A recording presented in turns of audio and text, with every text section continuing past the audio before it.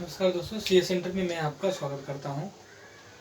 और एक कॉन्स्टिट्यूशन का जो कि पार्ट एट प्रेजेंट टाइम में काफ़ी न्यूज में है, तो उसको न्यूज में भी है, काफ़ी क्वेश्चन भी वहाँ से पूछे जाते हैं। तो उसका थोड़ा सा मैं इंट्रोडक्शनरी जो है कि पार्ट लेकर के आया हूँ। हालांकि पूरा तो ये कवर नहीं कर रहा हूँ यहाँ पे, बस थोड़ा सा उसके लिए कि थोड़ा सा होता क्या है, वो कैसे काम करता है, उस चीज़ को लेकर के आए हैं।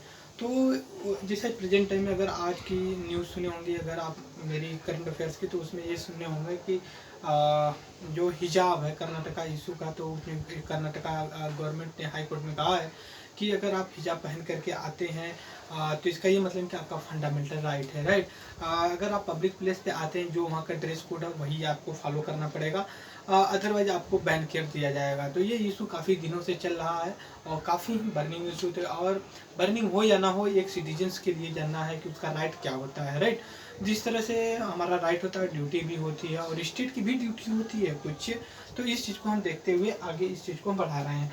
तो हमारा ये जो टू द पॉइंट का जो प्रोग्राम है, इसको हम चलाने की कोशिश कर रहे हैं। इसमें देखिए बस 4 से 5 मिनट का वीडियो है, बहुत ही प्रोडक्टिव ये प्रोग्राम है, और इस वजह से मैं सजेस्ट करूँगा कि सभी लोगों को इसको फॉलो करना चाहिए।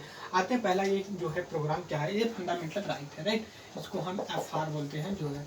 पहली बात, फंडामेंटल राइट होता क्या है। फंडामेंटल राइट का होता है कि जैसे एक सिटीजन से उसकी बेसिक चीज़ें क्या होती है, हेल्थ होता है, फूड होती है, एक क्लीन इन्वायरमेंट होता है, और कोई ऐसा नहीं है कि जब चाहे जब किसी को मार दे, अब्यूज कर दे। आपका जो मन करे वो करें। जैसे किसी कौन से रिलीजियस में बिलीव करते हैं, क्या खाना है, क्या पीना है, क्या पहनना है, ये सारी चीज़ें होती हैं।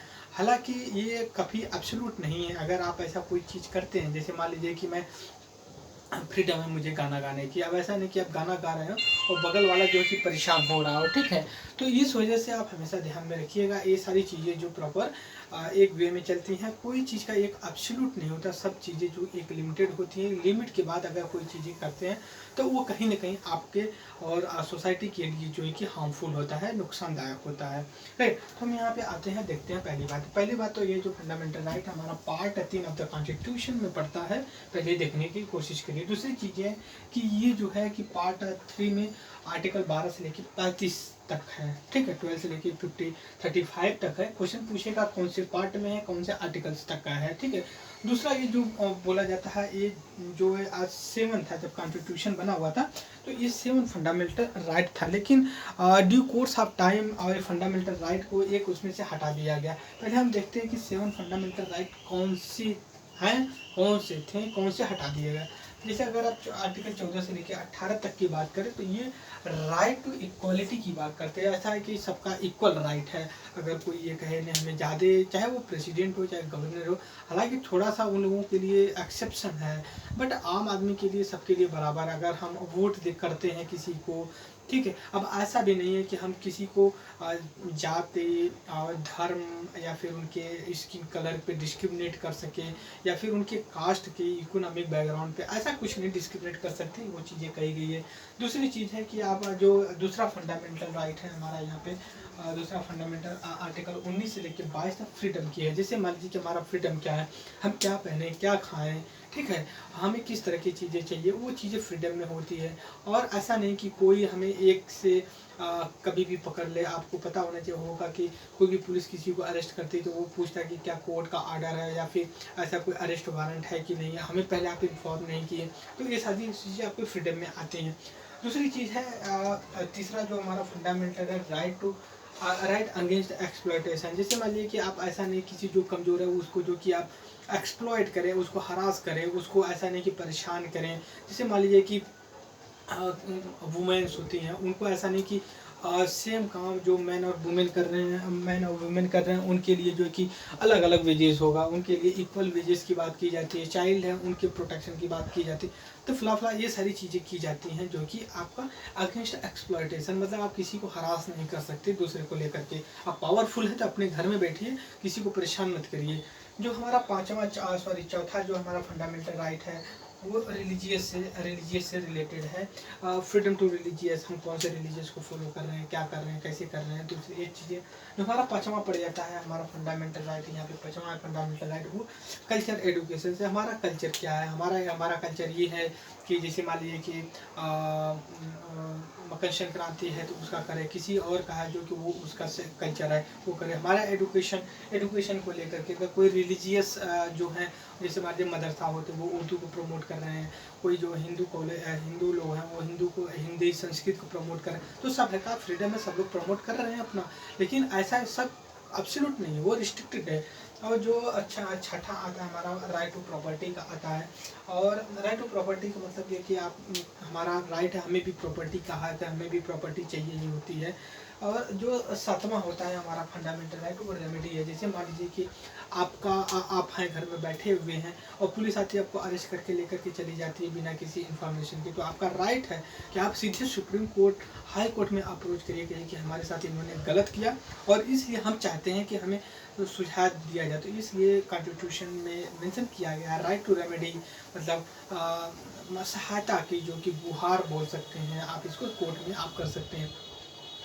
तो फिर उसके बाद कोर्ट जो है कि रिट वगैरह इशू करती है, फिर वो सारी चीज़ें प्रोसीजर में लाती है। तो हम यहाँ पे जो छठा हमारा फंडामेंटल राइट था राइट टू प्रॉपर्टी का, हम इसको देखते हैं, हम इसको सर्कल कर रखे हैं, स्टार मार्क कर रखे हैं।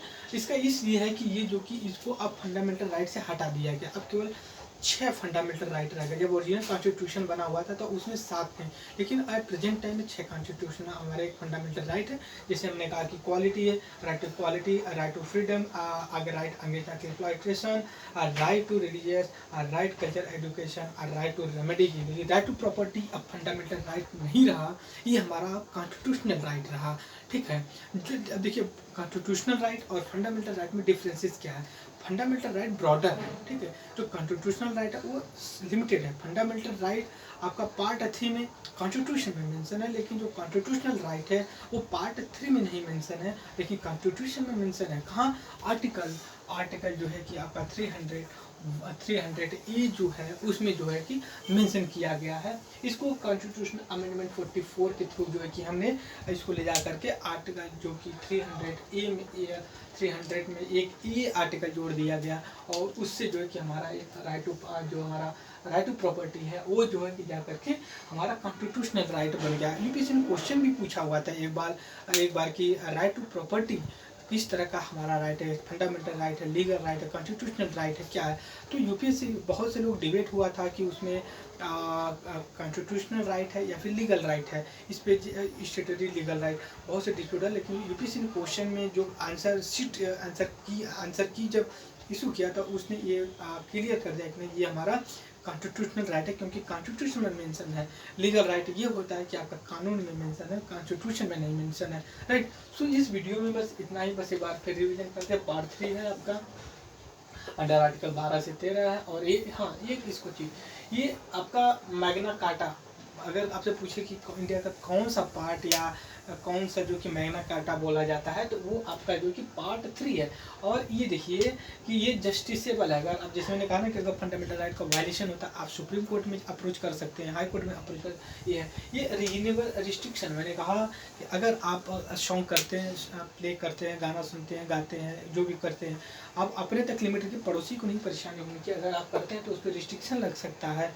और दूसरी ये चीज़ है प्रमोटिंग द पॉलिटिकल, इसका मतलब ये होता है कि ये पॉलिटिकल राइट, राजनीतिक अधिकार को जो कि प्रमोट करता है। समझ करिए अगर गवर्नमेंट किसी का फंडामेंटल राइट वायलेट करती तो वो जो कि प्रमोट अगेंस्ट उसकी जा सकती है।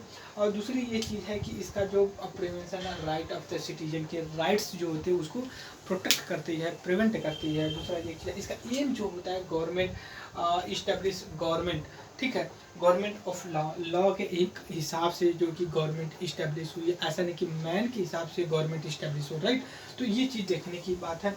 दूसरी ये चीज़ है कि एम को हमें ये एम क्या है, प्रिवेंशन, फिर उसके बाद ये नेचर क्या है, इसका जस्टिसेबल रीजनेबल रिस्ट्रिक्शन है। पार्ट जो ये पार्ट 3 आता है उसको Magna carta of the India बोलते हैं, राइट। सो इस वीडियो में बस इतना ही। मैं कहूँगा कि इसको आप प्रॉपर फॉलो करते चलेगा, क्योंकि सारी वीडियो एक दूसरे से लिंक्स हैं, तो इसलिए इंपॉर्टेंट है। हमने कहा कि क्यों न्यूज़ में रही है, क्योंकि हिजाब का कर्नाटका का इशू आया हुआ है। यूपीएससी हो सकता है सवाल पूछ सकती है कि जो अभी कर्नाटका में इशू चल रहा है वो किससे रिलेटेड है, तो वो आप देख सकते हैं कि आर्टिकल जो 29 और 30 है ये कल्चरल एजुकेशनल से रिलेटेड है, तो राइट। और ये 25 में भी आता है, इसको हम दोनों पार्ट में इंक्लूड कर सकते हैं, 25 से लेके 30 तक, जो कि freedom to religious cultural education की जो जो फंडामेंटल राइट, दोनों में इंक्लूड कर सकते हैं। सो आज के लिए बस इस फंडामेंटल राइट में बस इतना ही। आगे फिर अगर कोई नहीं जाता है तो फंडामेंटल राइट को मैं आगे और बढ़ाते चलूँगा। सो आज के लिए इस वीडियो में इतना ही। Thank you for discussion.